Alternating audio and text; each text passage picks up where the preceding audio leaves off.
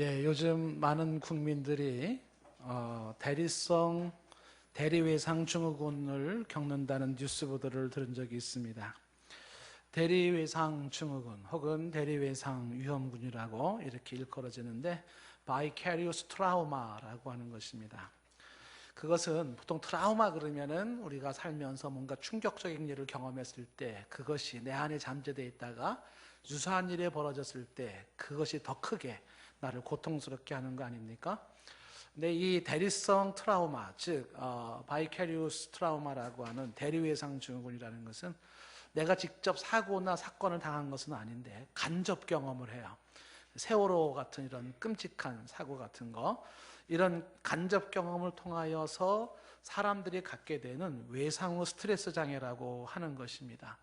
내가 직접 경험한 건 아니지만 누군가의 경험을 통해서 그것이 나에게 트라우마로 남게 되는 이제 그런 장애 요인입니다.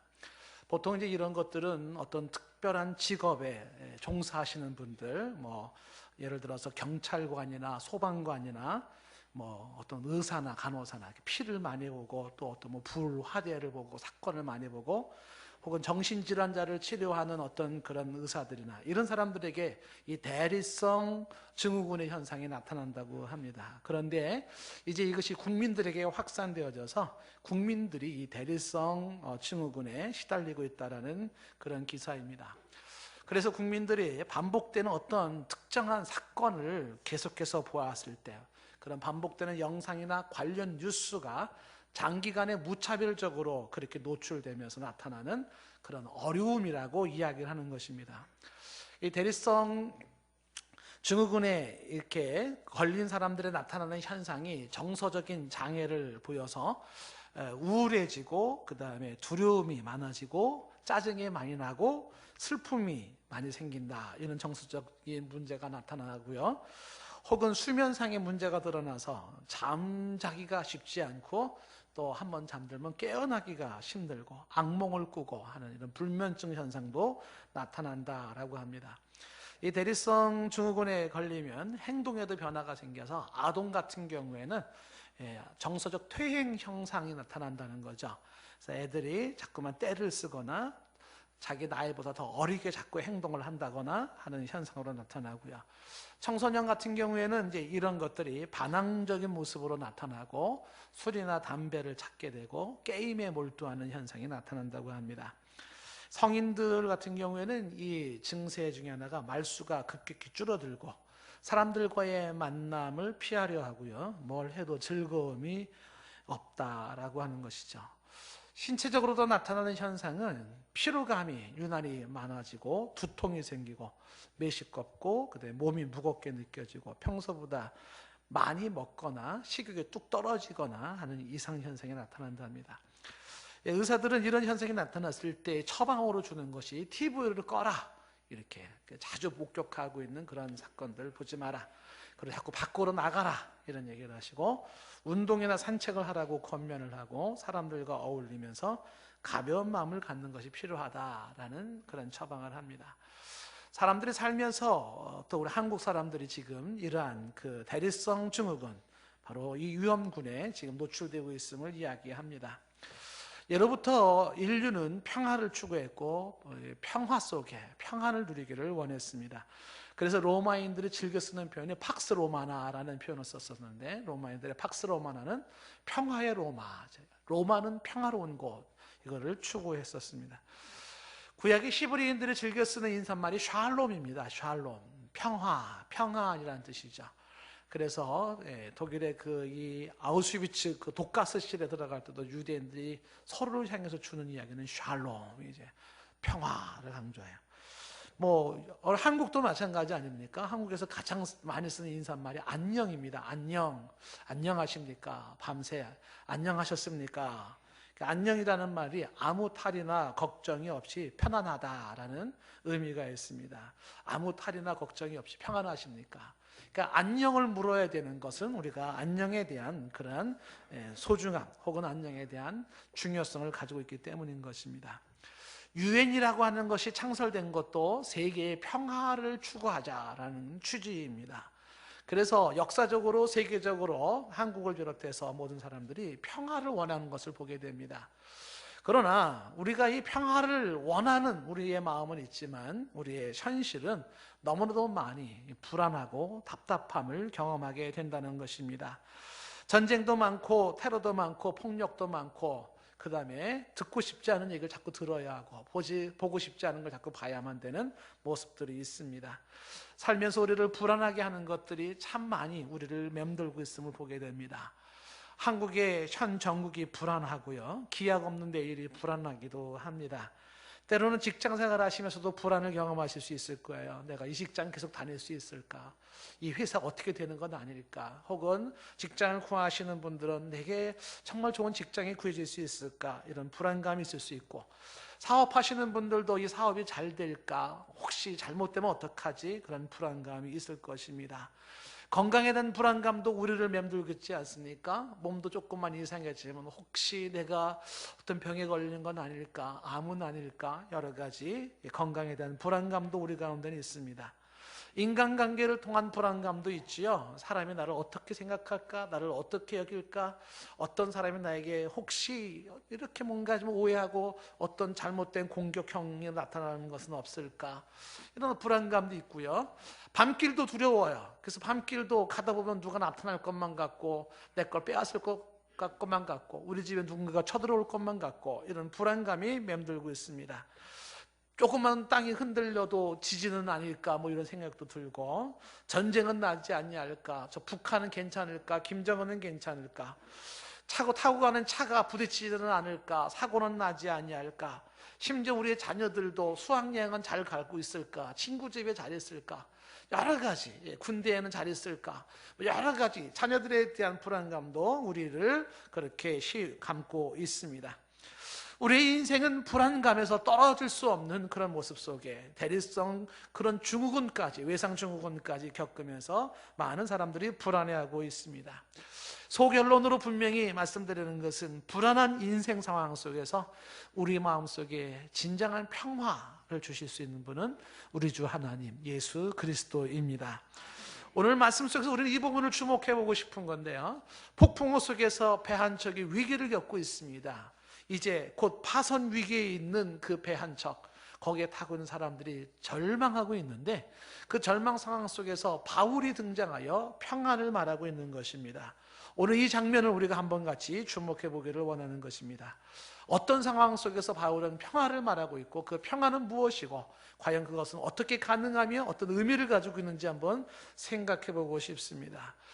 오늘 말씀 1절 말씀에 보니까 우리가 배를 타고 이탈리아로 가기로 작정되매 이렇게 이야기가 시작되고 있습니다.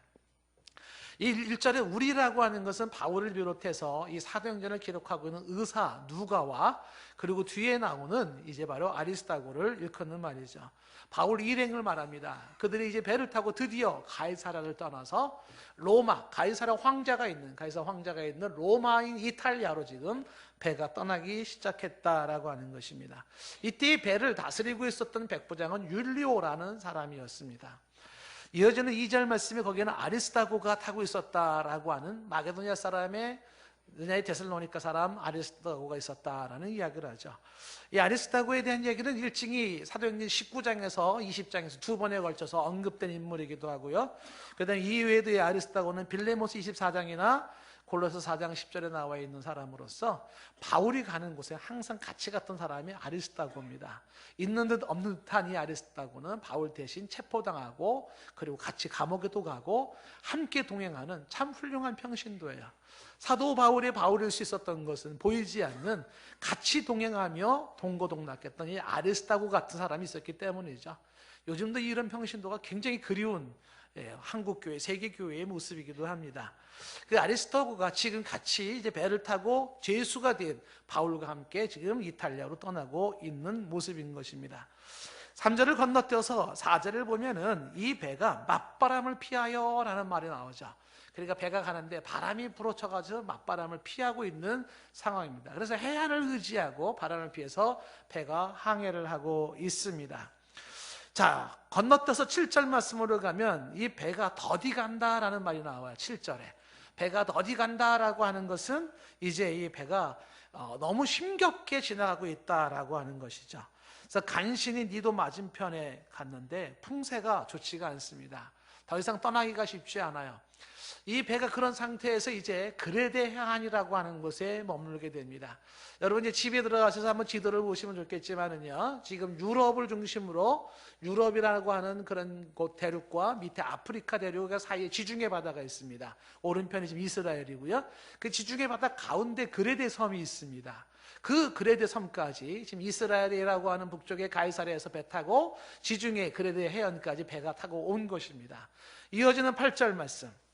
간신히 그 연안을 떠나 그 그레데의 미항이라는 곳에 이 배가 머물게 된 겁니다. 미항, 아름다운 항구라는 뜻을 가지고 있는 미항은 그레데 섬의 중앙 가운데 밑에 내려보면 미항이라는 섬이 있어요. 그 섬에 이 배가 간신히 거기까지 왔다라고 하는 것입니다. 자, 여기에서 이제 9절 말씀에 보면은 이제 여러 날이 걸려서 여기까지 왔는데 이미 금식하는 절기가 지났어요. 그러니까 태양력으로 말한다면 9월과 10월이 지난 겨울철에 도래하는 겁니다. 보통 일반적으로는 이 겨울철에는 이 지중해를 배가 항해를 하지 않습니다. 바람이 좋지 않냐고 풍랑이 많기 때문인 것이죠. 그래서 이제 금식하는 절기인 그 달이 지났을 때에 항해하기가 위태하다는 겁니다. 그래서 바울이 권면을 하죠. 10절 말씀에 뭐라고 권면하냐면, 여러분이요, 내가 보니까 이번 항해가 화물과 배만이 아니라 우리 생명에게도 타격과 많은 손해를 끼칠 것 같다. 그러니 여기서 더 이상 항해하지 않는 것이 좋겠다라는 것이 바울의 권면인 겁니다. 다시 말하면 그레데 섬의 미항이라는 섬에서 겨울을 나고 그리고 이제 좋은 날에 떠나자라고 하는 것이 바울의 제안입니다. 아시다시피 사도 바울은 이쪽 일대를 선교여행을 하면서 1차, 2차, 3차 선교여행을 하면서 많이 다녀본 그 바닷길이기 때문에 그 바다의 상황을 누구나도 잘 알고 있었고 배의 상황도 잘 알고 있었고, 더군다나 이 바울은 기도하는 사람입니다. 그래서 바울은 자신의 경험도 있었고 기도하는 가운데 여기서 더 이상 항해하지 않았으면 좋겠다라는 제안을 한 거였죠. 그랬는데 11절 말씀에 백부장이 선장과 선주의 말을 바울 말보다 더 믿었더라 라고 말하고 있습니다. 백부장은 뭘 선택했냐면 바울의 권면을 선택하지 않았습니다. 오히려 선장과 선주의 말을 선택했는데 선장과 선주의 말은 이 미항을 떠나서 계속 가자라고 하는 제안이었습니다. 결국 바울의 말을 듣지 않았던 이 배는 이제 우리 그 다음 장면을 보게 되겠지만은 이 배가 굉장히 곤란을 겪게 됩니다. 풍랑 속에서 모두가 죽음의 위기 속에 어쩔 줄 몰라 하게 되는 것입니다. 바울의 말을 듣지 않냐고 선장과 선주의 말을 들었던 백부장의 오판이죠. 그것이 그들을 얼마나 힘들게 하는지 모릅니다. 오늘은 이 11절 말씀에서 간단히 이걸 한번 짚어보고 싶어요. 사람은 살면서 누구의 말을 듣느냐가 굉장히 중요하다는 것입니다. 누구의 말을 따를 것인가, 누구의 말에 귀를 기울이고 누구의 말을 믿을 것인가, 이것이 운명을 바꿔놓아요.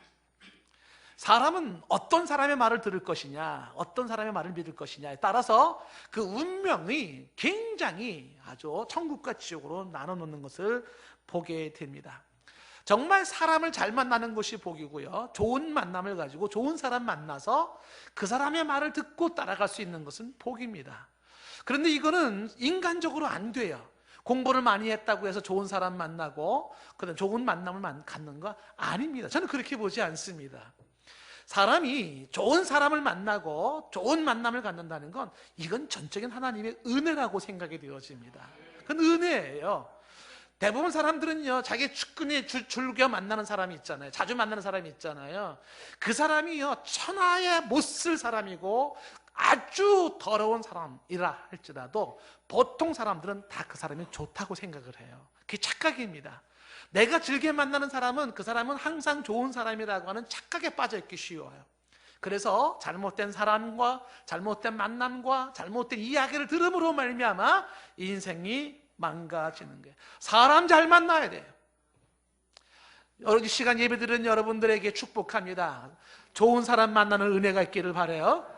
만남을 잘 가져야 돼요. 누구 말을 들을 것이냐 하는 거죠. 누구의 말을 들을 것이냐, 이게 굉장히 중요한 얘기입니다. 정말 들어야 될 사람의 말은 듣지 않고 듣지 말아야 될 사람의 말은 솔깃하게 들었고 거기에 빠져서 인생이 망가지는 경우가 허다합니다. 허다하는 거죠. 우리 박근혜 대통령도 지금 뭐 그 케이스 아닙니까? 잘못된 만남이었었어요. 그 만남이 지금 얼마나 고통스럽게 만드는지 모릅니다. 오늘 말씀에 11절 말씀에 사람들 이 백부장은 선장과 선주의 말을 들었고 바울의 말을 듣지 않았어요. 그들의 말을 듣고 더 믿었고 바울의 말을 믿지 않았다는 것입니다. 그런데 이어지는 12절 말씀에 이렇게 이어졌어요. 이제 그 항구가 겨울을 지내기 불편함으로, 즉 미항이 좋지 않다 여겨서 그들은 어디로 가냐면 베넥스로 떠나는 거죠. 이 베넥스라고 하는 것은 그레데 섬에서 서쪽에 있는 섬입니다. 그쪽에 서남쪽 혹은 서북쪽을 가리키고 있는 그 베닉스 항구가 미항보다는 낫다고 생각을 하는 것이에요. 그리고 그곳을 떠나기로 결단을 했다는 것입니다. 바울의 말을 듣지 않았어요. 바울은 여기에 머물렀다가 지금 항해하지 않는 게 좋겠습니다. 그런데 사람들이 선주와 그리고 이 선장은 이야기하기를 이 미항보다는 저기 베닉스가 좋아 보입니다. 그쪽으로 가십시다. 그래서 결국 떠난 거예요. 쫙 배가 떠났습니다. 이어지는 13절 말씀에 배가 떠났을 때 무슨 일이 벌어졌냐면 남풍이 순하게 불기 시작했어요. 사람들이 순하게 불어오는 이 바람을 보면서 이 뜻을 이루는 것을 잘했다. 역시 우리 판단은 잘했어. 이런 생각을 했다는 겁니다. 저 바울 얘기 안 들은 거 잘한 거야. 이런 생각을 했다는 것입니다. 바울 별거 아니야. 뭐 하나님 믿는 사람 별거 아니야. 기도하는 사람 별거 아니야. 봐, 이 순풍이 쫙 가는 이것 좀 봐. 역시 저런 크리스찬들 얘기 들을 거 하나도 없어. 목사 얘기 들을 거 하나도 없어. 그냥 이렇게 우리의 판단대로 가는 거 봐. 이게 좋지 않아? 사람들은 그렇게 생각을 한 것입니다. 기억하셔야 될 것이 있어요. 당장 눈앞에 좋아 보인다고 다 좋은 것은 아닙니다. 속으면 안 됩니다. 여러분, 우리가 종종 이야기할 때 히브리서 11장 25절 이야기를 인용하지 않습니까? 모세 이야기를 얘기할 때 중간에 이런 단어가 나오죠. 잠시 죄악의 낙이라는 표현이 나오잖아요. 모세는 하나님의 백성과 함께 고난받기를 잠시 죄악의 낙을 두르는 것보다 더 좋아했다라고 말합니다. 죄악에 뭐가 있어요? 낙이 있어요. 근데 그게 뭐예요? 잠시입니다. 여러분, 범죄에 뭐가 있어요? 낙이 있습니다. 범죄하는 그 순간 즐거워 보입니다. 재밌어 보입니다. 좋아 보입니다. 잠시예요. 모세는 이걸 알고 그걸 거부했다는 거죠. 차라리 하나님의 백성과 함께 난 고난을 받겠다, 이거를 선택했다는 것입니다. 무슨 얘기입니까? 좋아 보인다고 다 좋은 겁니까? 그렇지 않아요. 지금 순풍이 분다고 좋은 것입니까? 다 그렇지 않아요. 보암직하다고 좋은 것입니까? 그렇지 않아요. 먹음직스러워 보인다고 좋아 보입니까? 그렇지 않습니다. 지혜롭게 할 만큼 탐스럽게 보인다고 좋은 것은 아니라는 것입니다. 때로는 달콤해 보이고 그리고 스릴 있어 보이고 괜찮아 보이는 것들이 나를 죽이고 나를 파괴시키는 것이 있다는 사실이에요. 지금 내가 죄악을 선택했어요. 하나님이 싫어하는 거 선택했어요. 하나님 원치 않는 거 선택했어요. 그랬더니 이것 봐, 순풍이 불잖아. 이것 봐, 내 인생 잘 열리잖아. 좋아할 거 없어요. 그 순풍이 계속되는 거 아니에요. 그 낙이 계속되는 게 아니라고 하는 것입니다. 저는 이 순풍이 불어올 때 오늘 13절 말씀에 사람들이 그들의 뜻을 이룬 줄을 알고 이렇게 얘기하는 오늘 이 13절 말씀을 주목해 보면서 이것이 인간이 가지고 있는 한계구나 하는 생각을 갖게 됩니다. 주님의 은혜로 이 단순한 시선을 벗어날 수 있기를 바라요. 표피적인 생각들 있잖아요. 너무 생각이 짧고 단순해서 표피적으로, 참 안타까운 일입니다. 뭐 누구를 어떻게 탓할 수 있겠습니까? 우리의 인생이 가지고 있는 한계 아니에요. 너무 근시안적인 생각을 갖고서 지금 불어오는 순풍 남풍이 순하다고 이게 좋은 줄 알아요. 이 착각에 빠져 있어요. 잠시 죄악의 낙을 선택하고 있는 이런 안타까운 현실이 우리 종종 주변에서 일어나고 있는 것입니다. 아니나 다를까 이 순풍의 사람들은 뜻을 이룬 줄 알고 좋아했지만 그것은 오래가지 않았어요. 이어지는 14절 말씀을 보십시오. 얼마 안 돼요. 섬 가운데로 지나갈 때 유라굴로라고 하는 광풍이 크게 일어나기 시작을 했습니다. 유라굴로, 북동풍이라는 뜻을 가지고 있어요. 광풍은 허리케인, 태풍을 말하는 겁니다. 이 태풍이 이 지중해 바다 위에서 바다 한가운데서 이 배에게 몰아치기 시작했다는 것입니다. 광풍, 미친 바람이, 이 허리케인 태풍이 불어치기 시작했다는 겁니다. 그래서 이어지는 15절 말씀에 배가 밀리기 시작했어요. 바람을 맞춰갈 수가 없습니다. 그래서 그냥 바람이 부는 대로, 물결에 치는 대로 이 배가 흔들거리고 지금 막 움직여지기 시작하는 것입니다. 풍랑이 이는 그 바다에 이 배는 흔들리고, 흔들리는 그 배 위에 선장의 기술도 의미가 없고 백부장의 명령도 의미가 없어요. 여기에서 인간이 살아보겠다고 노력하고 수고하는 것도 의미가 없어요. 다 부질없어집니다. 내 뜻대로 되지 않는 배 한 조각, 내 뜻대로 되지 않는 이 인생을 생각해 볼 수가 있는 거죠. 내 생각대로 되지가 않아요. 내 의도대로 되지 않아요. 그냥 불어오는 바람대로 흔들릴 수밖에 없는 것이에요. 제가 일찍 여러분에게 한번 소개 한번 했지만, 제가 바다에서 풍랑을 만난 적이 있었지 않습니까? 강도서 시절에 학생들 한 80명, 한 100여 명 될 거예요. 어른들까지 80여 명 학생들 데리고서 제주도 수련회를 데리고 갔어요. 근데 목포에서 배를 타고 가는데 풍랑을 만난 거예요. 이 배가 가운데 추자도라고 하는 섬 가기 직전까지야 배가 얼마나 흔들리는지, 파도가 치니까 배가 하늘로 쫙 올라서요. 세상에, 저 밑에가 바다야. 그러더니 밑에 파도가 딱 꺼지니까 배가 펑 내려앉아요. 그러면 양옆에 파도가 배를 확 덮습니다.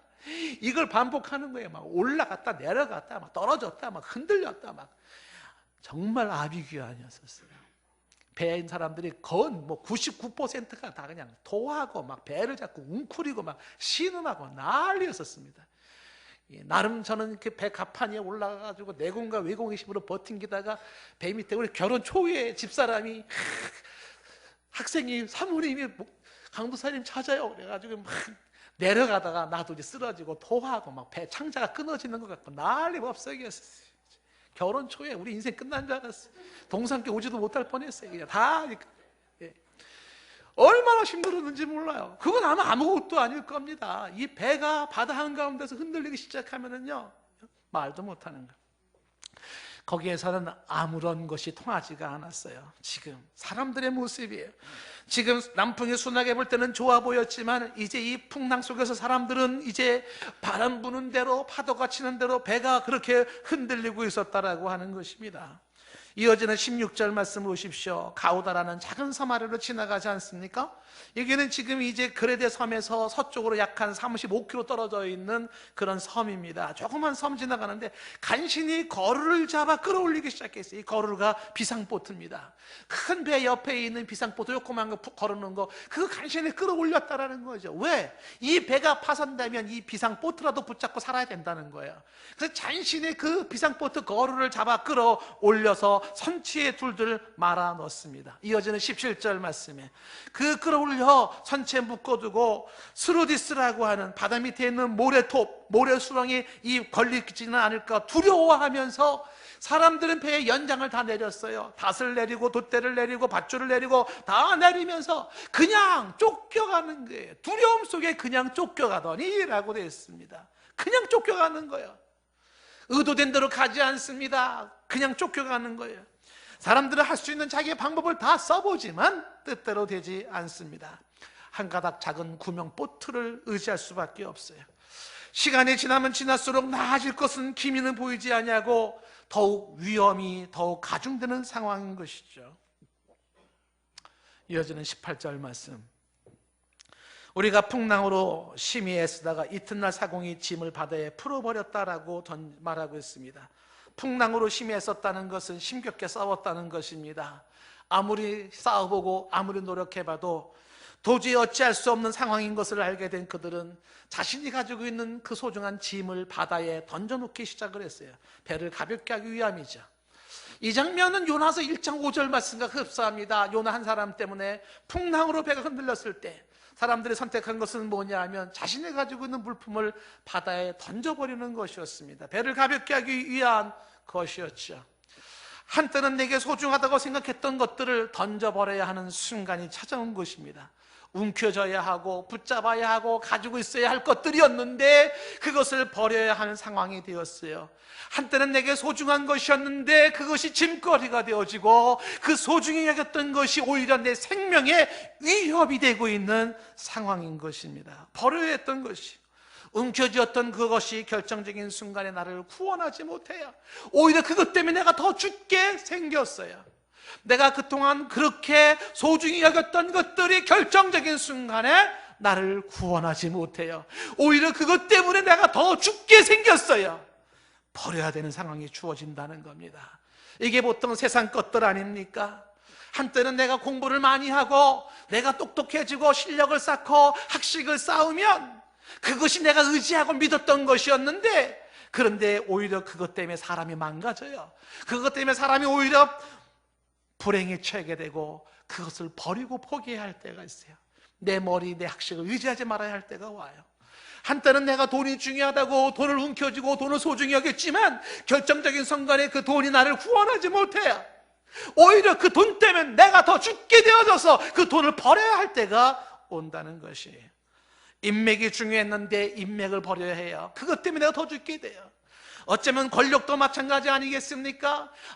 내가 청와대만 입성해봐라. 그래서 그 청와대 입성했지 않습니까? 결정적인 순간에 그것이 나를 구원하지 못해. 그것 때문에 오히려 죽게 돼요. 버려야 돼요. 그런 상황이 오는 거예요. 내가 대통령만 돼봐라 하면 그렇게 생각하지 않겠습니까?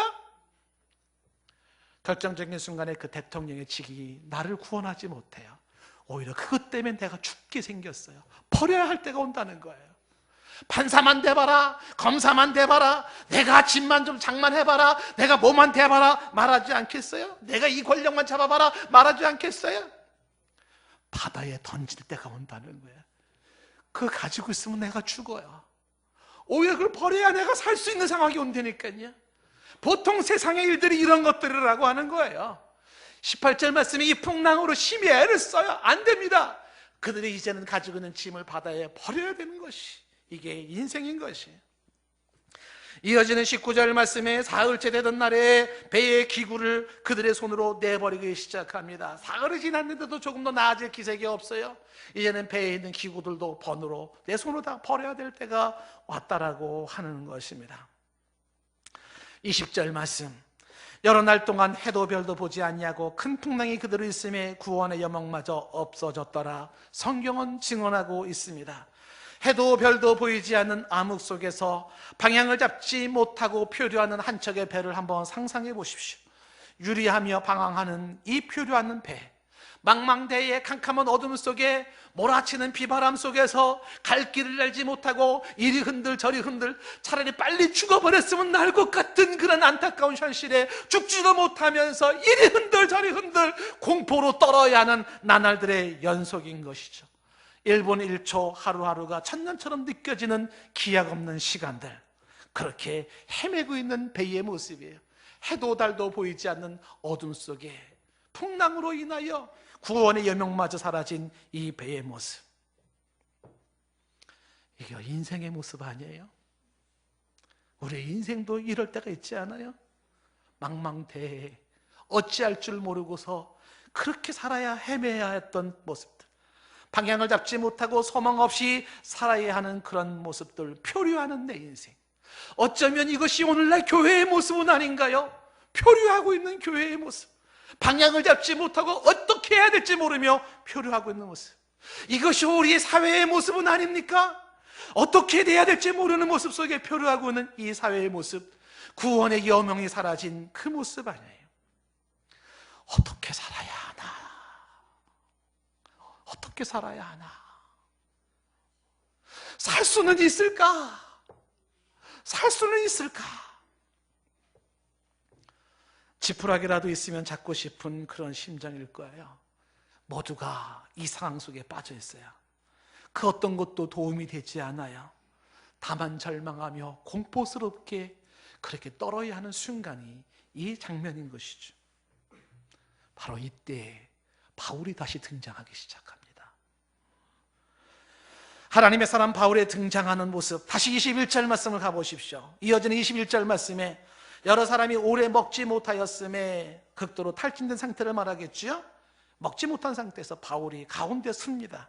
그리고 말하지요. 여러분이요 내 말을 듣고 글에 대해서 떠나지 아니하여 이 타격과 손상을 면하였다라면 좋을 뻔하였습니다 라는 이야기를 하면서 이야기를 꺼내기 시작해요. 바울의 이야기는 절망과 낙담 속에 있는 사람들에게 그들의 과거의 잘못을 들춰내서 책망하려는 데 의도가 있지 않습니다. 그것은 이렇게 얘기하는 이유는 생각해보라는 것입니다. 앞으로도 누구 말을 듣기를 원하는가? 사람은 누구의 말을 듣느냐가 중요한데 누구 말을 듣기를 원하는가 생각해보라는 요지가 담겨져 있습니다. 아마도 이때쯤 됐으면 뱃사람들은 10절에서 사도 바울이 말했던 이야기가 생각났을 겁니다. 저 사람 말을 들었어야 되는데, 미양에서 떠나지 말았어야 되는데, 저 사람 말을 안 들어가지고 우리가 이 고생이네. 아마 이렇게 사람들은 생각했을 것입니다.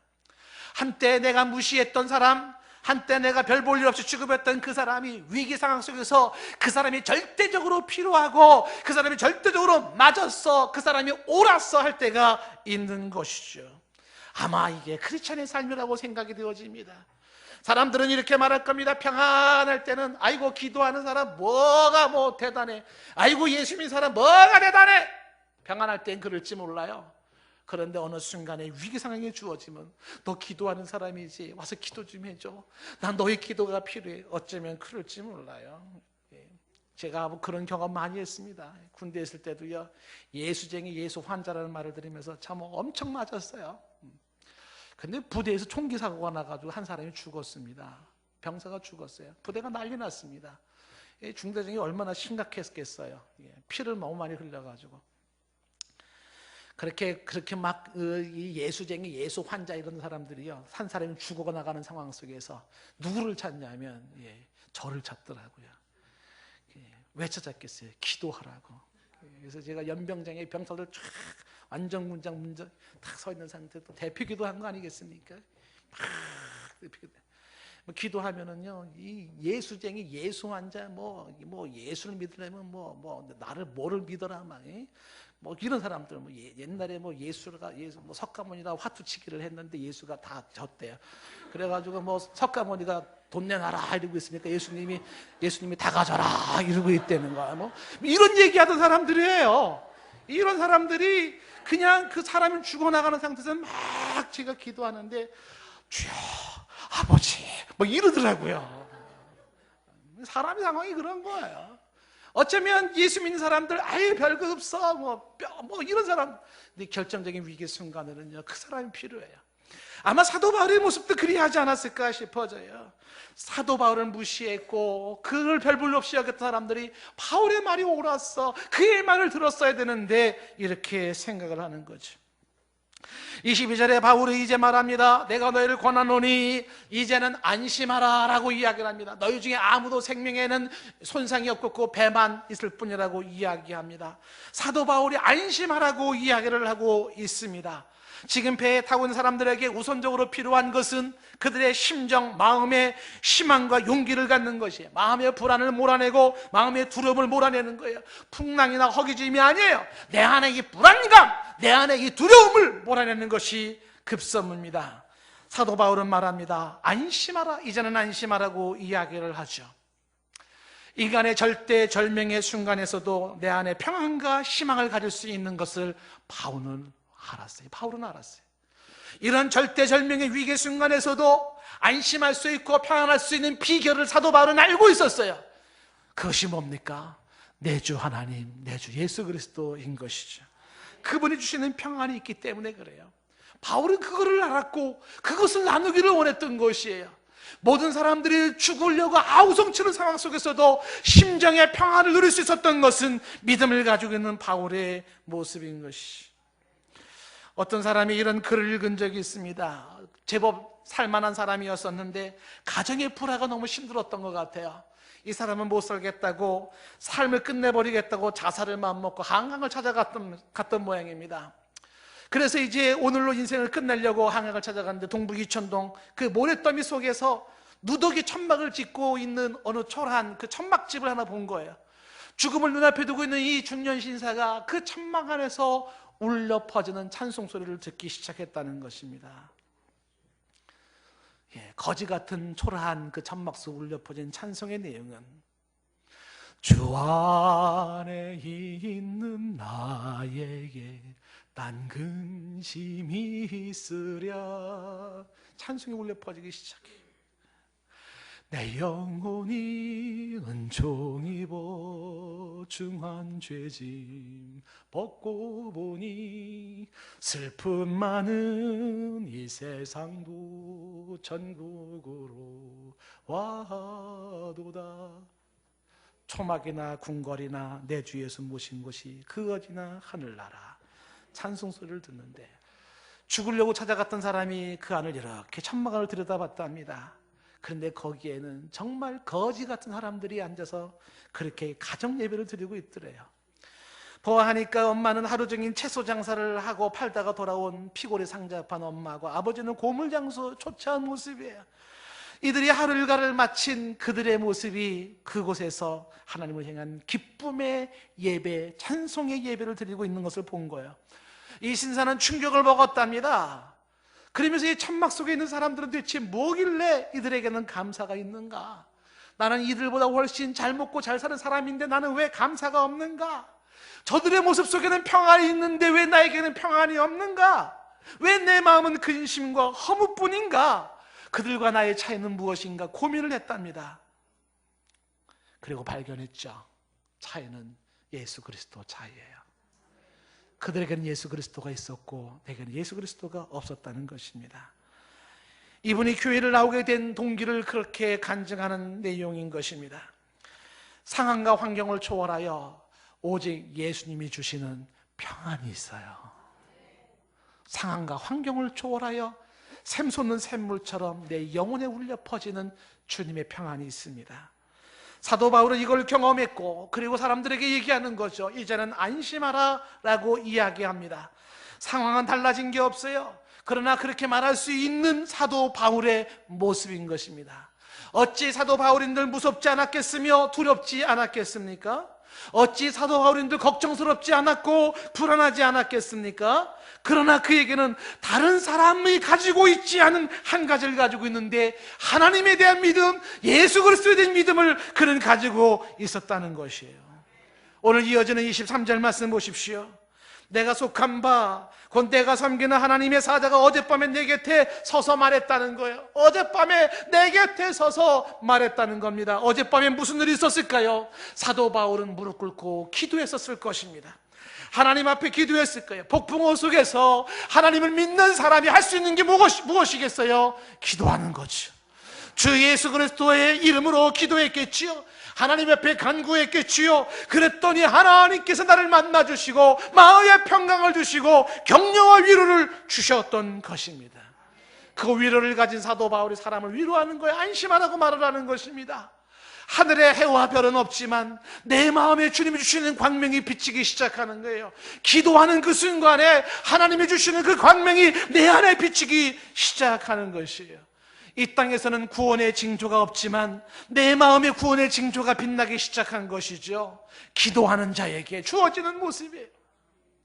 24절, 주께서 밤중에 나타나서 바울에게 이렇게 말씀했다는 겁니다. 바울아, 두려워하지 말라. 내가 가이사 앞에 서야 하겠고 또 하나님께서 너와 함께 행하는 자들을 다 내게 주셨다라고 말씀을 하는 것입니다. 바울아, 두려워하지 말라. 바울도 두려웠었어요. 그런데 하나님이 붙잡아 주시는 거잖아요. 힘주잖아요. 두려워하지 마라 라고 격려해 주심을 경험했다는 것입니다.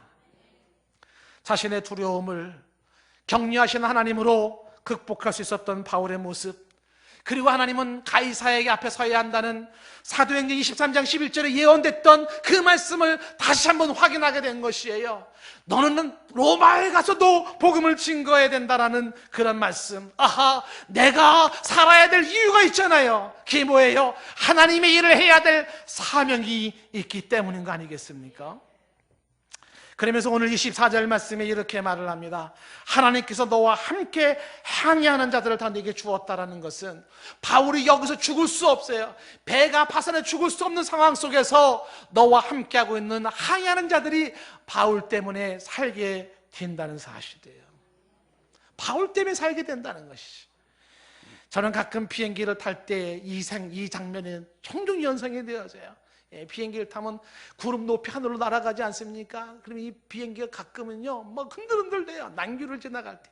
그럼 기장이 캡틴 하면서 방송 나와요. 이 비행기가 지금 난규를 지나가 지금 흔들리고 있으니 모든 승객은 자리에 들어가서 안전벨트를 묶어주시고 안내를 따라주시기 바라고 막 한 게 나와요. 불안합니다. 자동차는 타고 가다가 이상스럽다 그러면 옆에다 세워놓고서 점검이라도 할 수 있잖아요. 근데 비행기 날아다니는데 비행기 이상스럽다 그러면 어떻게 어디 세워놔요? 그거 하늘에서. 예? 이게 보통 불안한 게 아니에요. 그 막 흔들 대다가 어떤 때는 비행기 뚝 떨어지면요, 와 사람들 놀래요. 엄청 무섭습니다. 그때 저는 이 말씀을 생각하죠. 너는 가이사 앞에 서야 하겠고, 너는 아프리카에 가야 하겠고, 뭐 이런 거 있잖아요. 그렇군요. 죽을 일이 아니군요. 왜냐하면 가서 해야 될 일이 있으니까. 그러면서 이 생각이 들죠. 여기 승객들은 다 나 때문에 산다. 나 때문에 산다. 이게 너무 교만한 건지 모르겠어요. 그죠? 반대로 그 비행기 안에 누군가가 바울 같은 사람이 있을지 몰라요. 그 사람 때문에 내가 사는 거죠. 여러분 주변에 정말 믿음의 사람 하나 잘 만나시고 그 사람 곁에서 덕 보시기 바라요. 아니면 여러분이 믿음의 사람으로 돼서 여러분 주변의 사람들이 여러분의 덕을 보기를 바랍니다. 사도 바울은 너는 여기서 죽을 사람이 아니야.